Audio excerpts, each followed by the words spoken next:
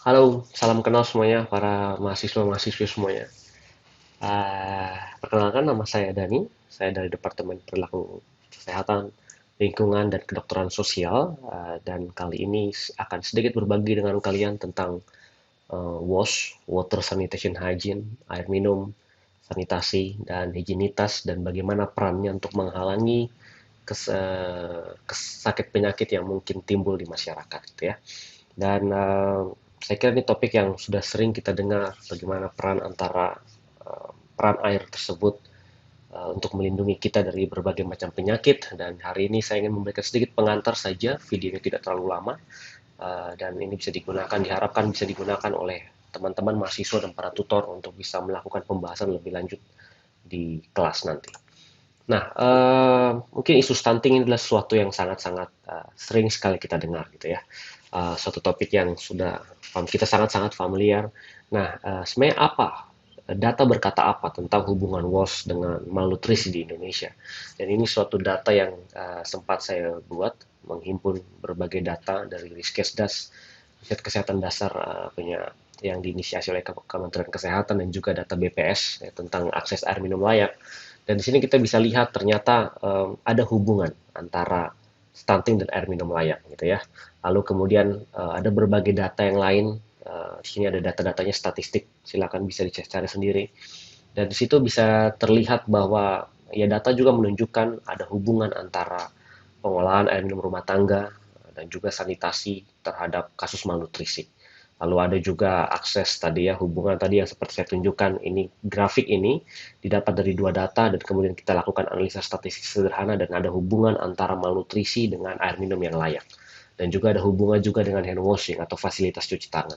Nah, jadi ini menggambarkan bahwa erat sekali keterkaitan antara fasilitas wash di rumah dan juga kondisi malnutrisi yang sering sekali kita dengar di Indonesia. Lalu ada berbagai penyakit, sebenarnya ada banyak penyakit yang berhubungan dengan WASH gitu ya. Ya paling sederhana kita tahu diare. Diare jika ada suatu patogen yang masuk ke dalam tubuh dan tubuh kita bereaksi, itu bisa menimbulkan diare gitu kan. Lalu ada kolera, ada tipes, leptospirosis, ada hepatitis, ini yang gambar di kiri bawah itu matanya berwarna kuning itu hepatitis, dan juga ada skabies penyakit kulit karena higienitas yang tidak baik. Nah, jadi sebenarnya ada banyak lagi, tetapi ini contoh-contoh penyakit yang sering sekali kita alami, yang sering sekali kita kita dengar yang terjadi di masyarakat, dan ini semua berhubungan dengan WASH gitu ya. Dan ini ada sedikit gambaran. eh, Tadi sudah sempat disinggung ada hubungan antara WASH dengan stunting.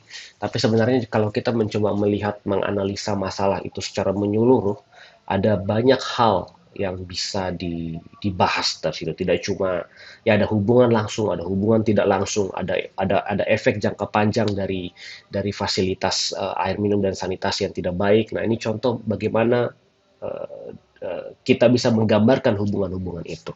Saya coba mulai misalkan contoh dari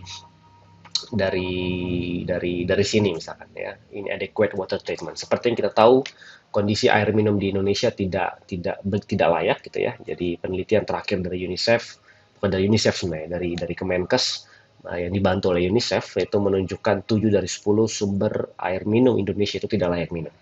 7 gitu ya. Jadi 70% tidak layak minum. Nah, jadi kalau bisa dilihat dari sini ya, misalkan tentu kan kita butuh pengolahan air minum di rumah tangga ya gitu ya.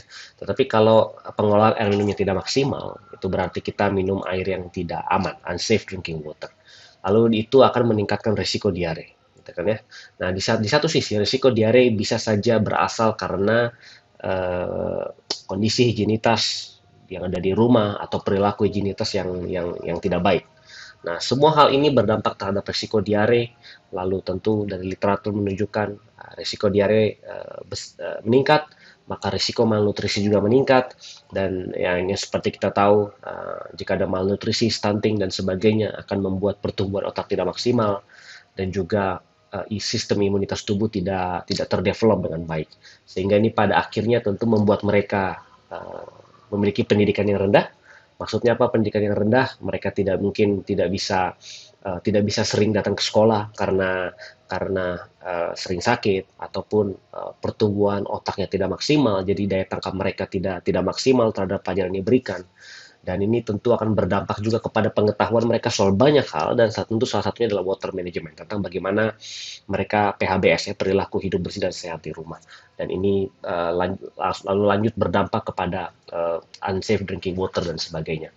Lalu kita lihat juga tadi pertumbuhan otak yang tidak maksimal, dan juga peningkatan risiko penyakit karena imun yang tidak terdevelop dengan baik akan tentu menimbulkan berdampak memperbesar peluang terjadinya kemiskinan, gitu ya, karena kan uh, ya tentu mereka tidak bisa bekerja dengan maksimal dan sebagainya. Dan seperti yang kita tahu, kalau timbulnya kemiskinan akan berdampak kepada pendidikan yang rendah, mereka tidak bisa uh, mencapai pendidikan setinggi mungkin karena mungkin biayanya terbatas dan sebagainya.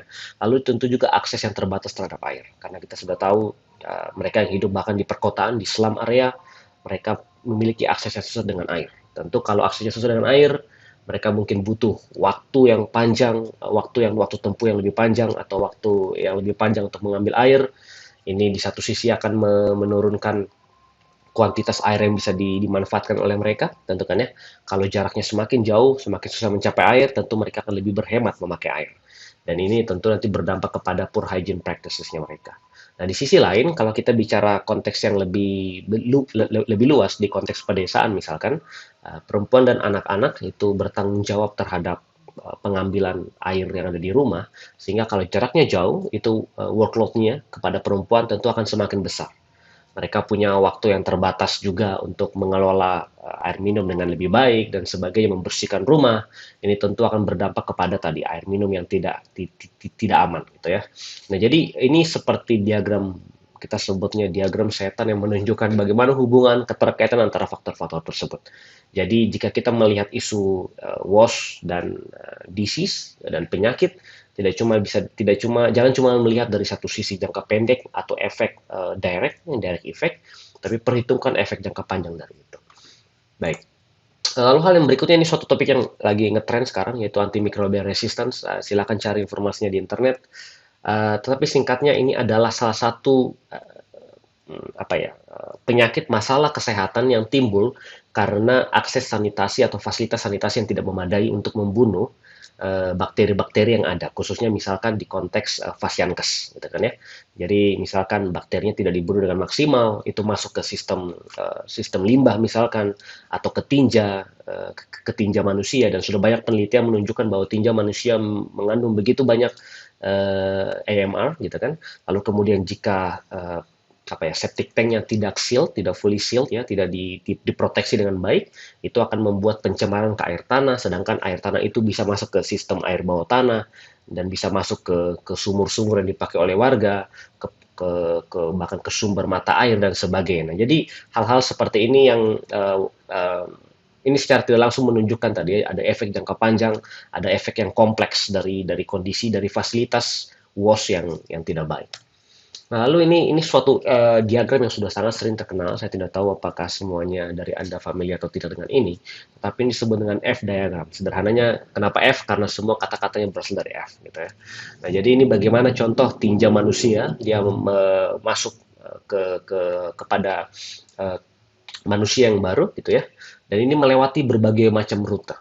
Bisa melewati air minum, bisa lewat jari. Nah, ini fluids, ya, saya lupa tandanya hilang. Fluids, cairan, bisa lewat jari, gitu ya. Kalau anak-anak tidak mencuci tangan dengan baik, kemudian mereka bermain di halaman luar dan sebagainya, tentu tangannya akan mengandung berbagai macam bakteri dan sebagainya. Lalu ada flies, lalat, lalu ada fields, vomits lewat barang-barang yang kita pakai dan sebagainya, lalu ada banjir lewat makanan dan sebagainya, dan semua interaksi-interaksi ini bisa menjadi jalur atau pathway, jalur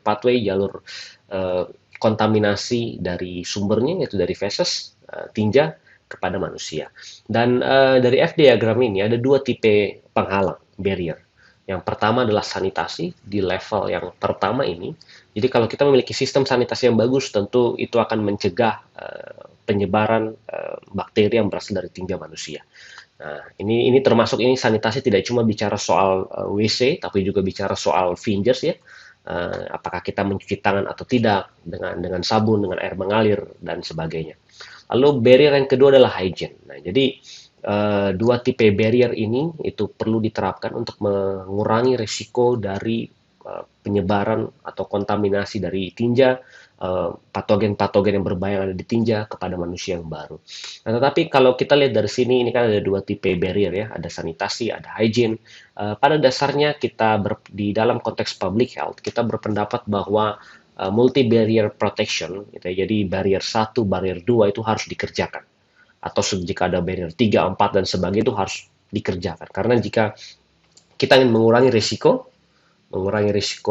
terhadap kesehatan, risiko kontaminasi dan sebagainya. Jadi dan itu rutenya bisa macam-macam yang mungkin kita tidak sadar. Nah, jadi proteksi multi barrier, multi proteksi itu diperlukan.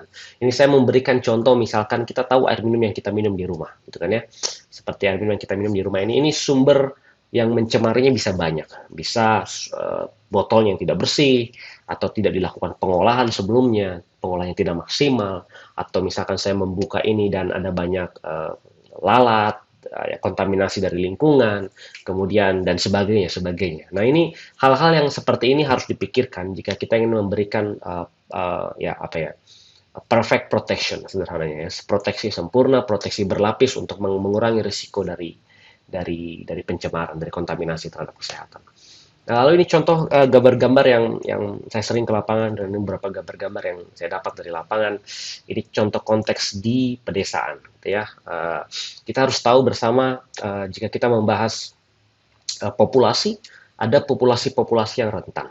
Nah, salah satu populasi yang rentan adalah mereka ekonomi menengah di bawah dan juga yang mungkin berada di pedesaan, di daerah pelosok, di daerah remote. Nah, itu salah satu dari populasi yang rentan karena mungkin akses mereka terhadap sumber daya, terhadap air, terhadap barang-barang yang diperlukan, sabun, itu terbatas, termasuk akses terhadap fasiankes dan sebagainya terbatas. Jadi mereka orang-orang yang sangat-sangat rentan. Nah, bagaimana kondisi rumah mereka, kondisi higienitas mereka? Nah, kurang lebih gambarnya seperti ini, gitu ya. Kalau kita lihat di pedesaan ya kondisinya tidak higienis, bisa dibilang seperti itu. Ada hewan yang masuk ke rumah, tempat penyimpanan air yang diletakkan sembarangan, yang bisa diakses oleh orang dan sebagainya. Jadi hal-hal seperti ini yang bisa dibilang ya jadi suatu hal yang sangat kompleks untuk kita melakukan intervensi perubahan perilaku atau intervensi higienitas, sanitasi atau intervensi WOS yang kita lakukan di level rumah tangga.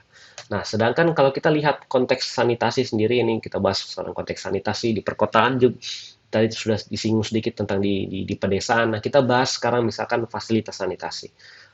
Di perkotaan dan di pedesaan ini contoh beberapa gambarnya.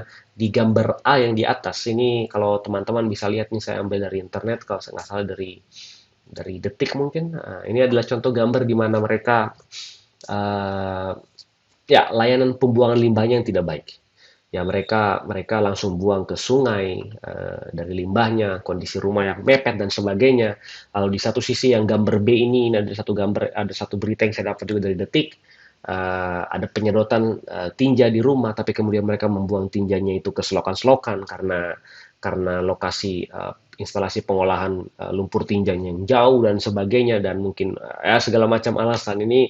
Nah, ini hal-hal yang fenomena yang terjadi di daerah perkotaan. Lalu di pedesaan ini contoh WC yang tidak selesai karena ketiadaan biaya untuk membangun WC, dan juga kita lihat kita perhitungkan aspek safety-nya juga tidak safety gitu kan. Lalu ini aspek yang gambar D ini bagaimana ada WC yang dibangun tapi tidak selesai, cuma ditaruh jambannya di situ, tidak ada pelindungnya, tembok pelindung dan sebagainya. Nah, jadi isu-isu seperti ini yang terjadi di masyarakat. Jadi sangat-sangat kompleks. Tidak cuma bicara soal perilaku, soal fasilitas, soal hal keberlanjutan, soal hal bahkan perilaku pengelolanya seperti yang gambar B ini dan sebagainya. Jadi sangat-sangat kompleks sebenarnya. Lalu ini silakan baca satu berita di Detik. Silakan di-scan bagaimana warga yang tinggal di daerah pemukiman padat penduduk di Jakarta itu tidak punya septic tank dan kotoran langsung dibuang ke kali. Padahal itu kondisinya ibaratnya itu ada di pusat negara, di ibu kota, tapi kondisinya masih banyak yang seperti ini. Jadi sangat-sangat kompleks. Silakan bisa dibaca, mungkin bisa jadi bahan diskusi juga dalam sesi-sesi tutor yang ada. Oke, next kita mengenal STBM, sanitasi total berbasis masyarakat. Saya kira kita sudah familiar semuanya, tapi perlu diperhatikan bahwa di dalam jika kita tadi perhitungkan multi barrier protection, gitu ya, kita perlu melakukan 5 pilar ini. Yang paling sering di dalam STBM adalah sanitasi. Setiap warga harus buang air besar, tidak boleh sembarangan, harus punya WC dan sebagainya. Tetapi itu tidak akan memberikan proteksi berlapis kalau 4 pilar yang lain tidak dilakukan secara bersamaan. Nah, jadi poinnya jika teman-teman punya kesempatan pergi ke desa-desa, ke kota-kota dan masih banyak dari lokasi tersebut, misalkan belum deklarasi ODF atau deklarasi STBM, itu dua deklarasi yang berbeda ya, by the way. Nah, ini bisa digalakan deklarasi STBM sehingga mereka bisa mencapai 5 pilar STBM. Lalu ada istilah lagi 100-0-100, ini untuk daerah perkotaan, 100 akses air minum, 0% kawasan kumuh, selam area, dan 100% akses sanitasi. Ini jargon yang sudah disampaikan, saya kurang tahu, cukup lama, sudah sangat lama, tetapi targetnya masih sangat jauh dari realisasi. Atau ada juga istilah kota tapak kumuh, kotaku, ini hampir sama dengan 100-0-100. Tapi lagi-lagi tadi, tantangannya masih sangat-sangat banyak gitu ya.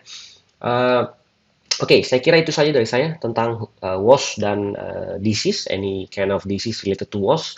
Ada banyak hal yang bisa dieksplor, silahkan eksplor lebih lanjut. Saya harap video ini cuma menjadi bahan trigger awal buat teman-teman mahasiswa, adik-adik mahasiswa untuk bisa eksplor isu lebih jauh dan juga bisa berdiskusi lebih banyak nanti dengan para tutor.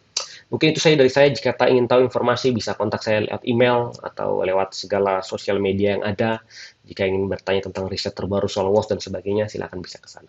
Oke, itu saja dari saya. Terima kasih untuk kesempatannya bisa share dengan teman-teman. Sampai jumpa di lain kesempatan.